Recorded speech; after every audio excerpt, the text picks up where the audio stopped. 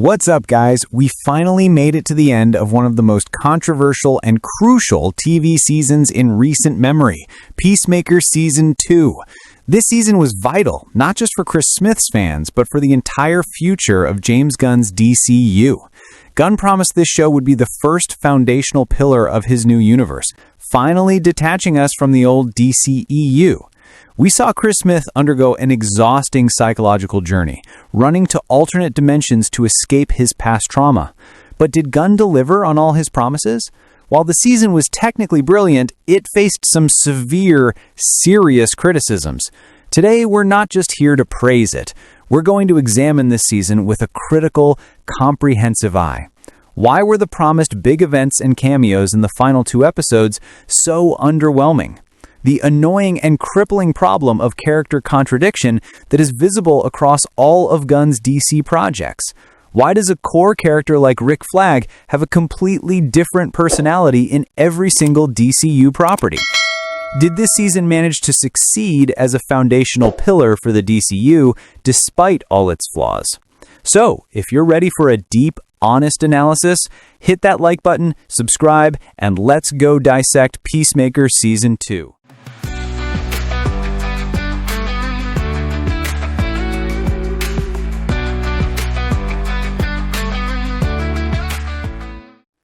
Host. First off, we have to admit the start of this season was pure genius. Gunn showed us how to execute a soft reboot with comedy. The retcon sequence, changing the Justice League in the flashback, was a super smart move. Gunn told the audience, "Don't worry, Peacemaker stories are canon, but the other superheroes have changed."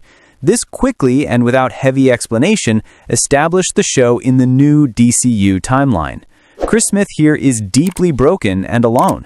He's no longer the loudmouth from Season 1 running from his guilt. He's a wounded character tormented by his father's ghost.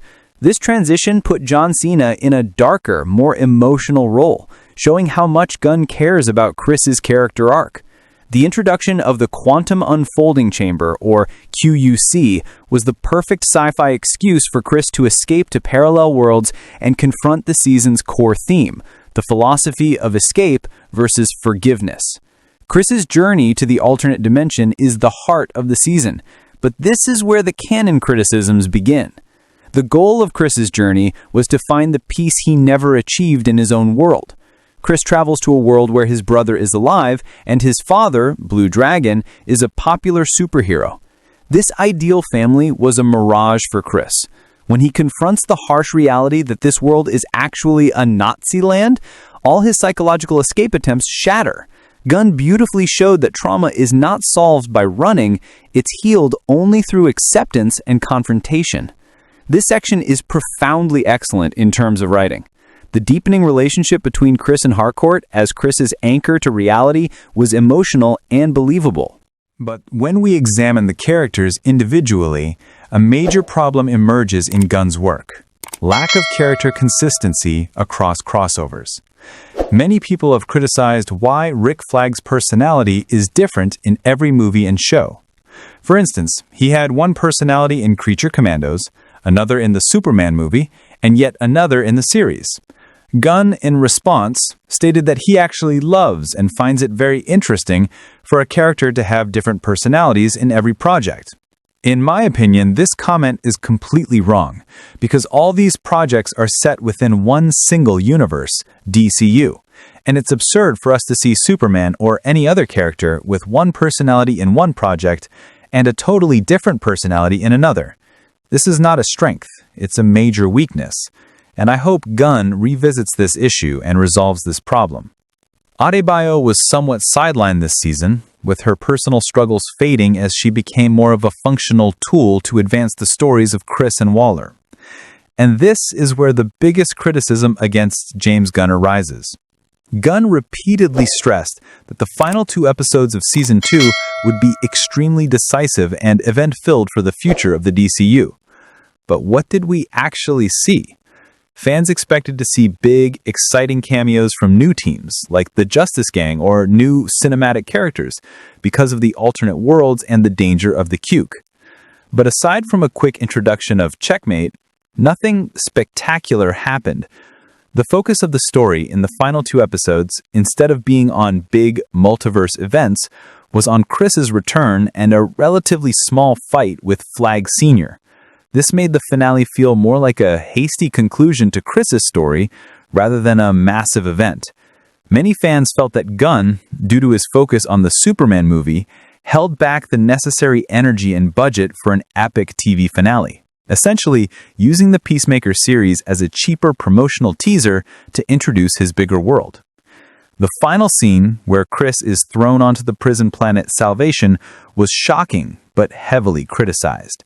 This ending was not the completion of Chris's character arc, it was a forced starting point for the next DCU story.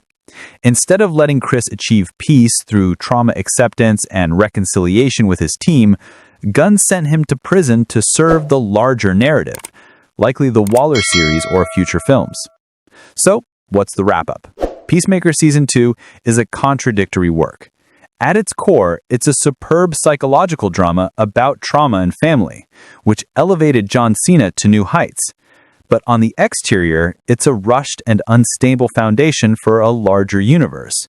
Absolute strength, Chris's character depth, dark comedy, and John Cena's acting. Major weakness, lack of personality consistency for Rick Flag and other crossover characters, and an anticlimactic finale that failed to deliver on major promises.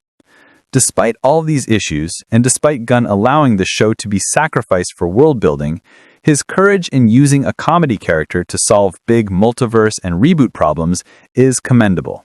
My final score for Peacemaker Season 2, looking comprehensively at all the strengths, weaknesses, and fan criticisms, is 6.5 out of 10. A good and important season, but without a doubt, James Gunn's messiest project to date. Also, let's take a quick look at the future of the DCU. Gunn recently mentioned that Darkseid will not be the main DCU villain, so we definitely won't see the final Crisis events as the ultimate DCU conclusion. Gunn also confirmed that elements of Salvation will be adapted into this world, with the imprisonment of metahumans on another planet being the most crucial part. Recently, a picture was released suggesting that a cinematic film might be made about the Salvation planet itself. Well, friends, that was the review of Peacemaker Season 2. Now it's your turn. Do you agree with the criticisms about the lack of consistency in central characters like Rick Flag? Who do you think will save Chris from the Salvation planet? Batman? Superman? Or perhaps Adebayo with a new team? Write your theories in the comments. Don't forget to like and subscribe to avoid missing the next analyses. Until the next review and analysis, peace out.